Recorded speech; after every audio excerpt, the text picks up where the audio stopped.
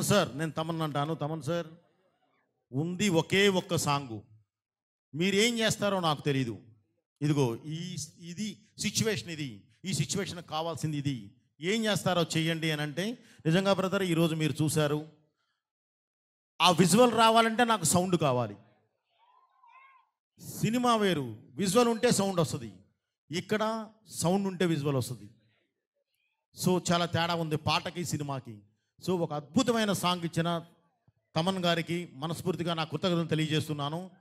మనకు అక్కడ RR DTS mixing అన్నీ జరుగుతున్నాయి. ఎందుకంటే ఇంక ఎక్కువ రోజులు లేదు మనకి, దగ్గర 15వ రోజు సినిమా రిలీజ్. అందుకని అవన్నీ జరుగుతున్నాయి. యాక్చువల్లీ నేను కూడా చాలా టైట్లో వచ్చాను.